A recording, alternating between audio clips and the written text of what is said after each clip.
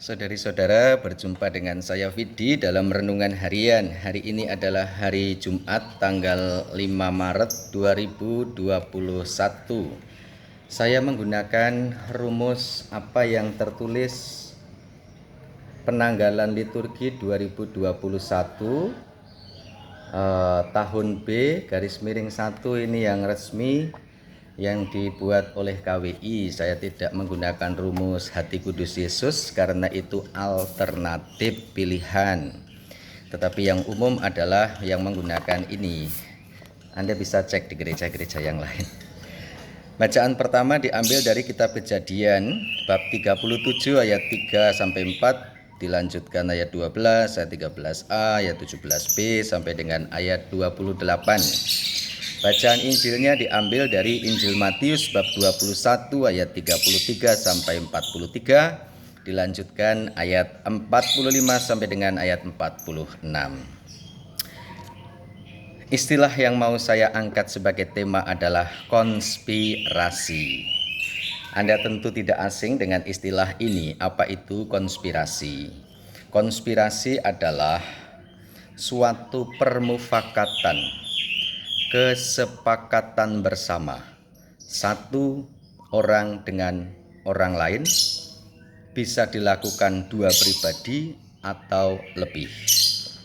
Tujuannya adalah untuk kepentingan tertentu, entah itu mau menyelamatkan sesuatu atau untuk menutupi sesuatu. Ini konspirasi. Ada istilah negatif yaitu persekongkolan, positif kerjasama. Tapi yang saya sampaikan saya rasa bukan positif dan negatif. Kesepakatan atau permufakatan itu konspirasi untuk tujuan tertentu, entah untuk menyelamatkan sesuatu, bisa berupa aset, bisa berupa relasi, bisa berupa yang lain-lain kejadian, ataupun untuk menyembunyikan sesuatu. Ada tujuan di balik kesepakatan, di balik permufakatan, kerjasama itu atau persekongkolan negatifnya. Konspirasi ini bisa terjadi di berbagai bidang. Bidang bisnis atau ekonomi sangat umum. Bidang pertahanan negara atau ketahanan umum, tapi juga bisa antar pribadi, relasi satu dengan orang lain, dalam hubungan bersama dengan sesama. Saudari-saudara, konspirasi ini terjadi dalam bacaan-bacaan kitab suci yang dibacakan hari Jumat tanggal 5 Maret. Kalau Anda punya ruah juga. Dikisahkan dalam bacaan pertama kitab Kejadian bagaimana Israel, ayah dari Yusuf dan kawan-kawan, mengasihi Yusuf, sehingga kakak-kakaknya yang lain itu merasa ada mungkin iri hati, ada merasa pengalaman-pengalaman negatif perasaan itu.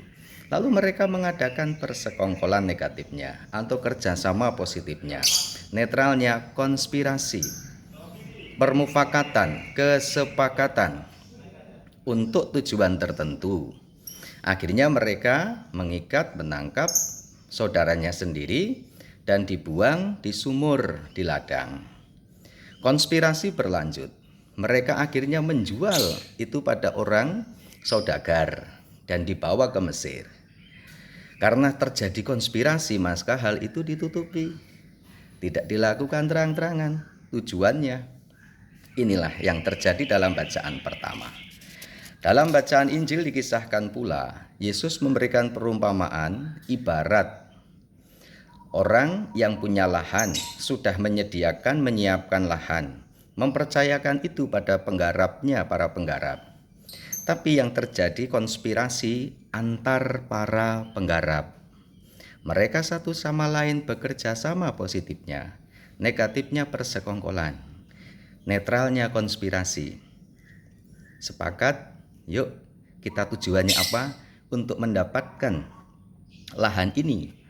Maka ketika ada utusan dari pemilik, ditangkap, ada yang dibunuh, ada yang dilempar keluar, bahkan putra anaknya sendiri yang dianggap akan disegani justru dibunuh. Tujuannya jelas, untuk memiliki apa yang menjadi hak sewa sebenarnya penggarap itu. Saudari-saudara, ini untuk mengisahkan bagaimana para ahli kitab, orang-orang Farisi juga. Karena ada tujuan tertentu, ada pengalaman latar belakang tertentu, mereka melakukan konspirasi terhadap kehadiran Yesus, terhadap apa yang dikatakan, yang diwartakan oleh Yesus. Satu, merasa tidak aman. Ada perasaan dirinya tidak aman, tidak nyaman. Maka orang-orang ini melakukan konspirasi. Konspirasi itu biasanya dilakukan satu dengan orang lain, bisa dua orang atau orang lain.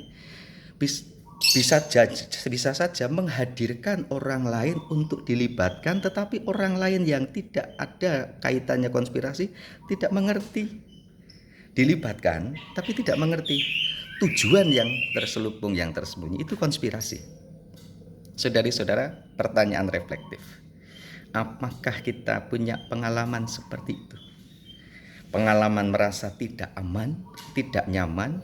Mungkin kita berandai-andai, berprasangka bahwa sana melakukan konspirasi lebih dulu. Apakah ada cross check? Apa yang Anda dengar? Apakah hanya sekedar informasi, murni informasi, atau sudah ditafsirkan oleh diri kita sendiri dalam situasi batin? Bisa jadi juga, jangan-jangan ada sesuatu, entah tindakan, entah peristiwa yang karenanya ini tidak benar ini, tapi sudah saya lakukan. Perasaan merasa bersalah, perasaan ada ketakutan, perasaan tidak nyaman, akhirnya kita terlibat dalam konspirasi, melibatkan pribadi-pribadi lain dan justru menyerang pribadi tertentu. Konspirasi itu ada kaitannya dengan pengaruh mempengaruhi. Ini masa prapaskah, ambil waktu untuk hening. Apa yang saya lakukan? Posisi saya seperti apa? Dan saya mesti bagaimana? Tuhan memberkati Anda. Berkah dalam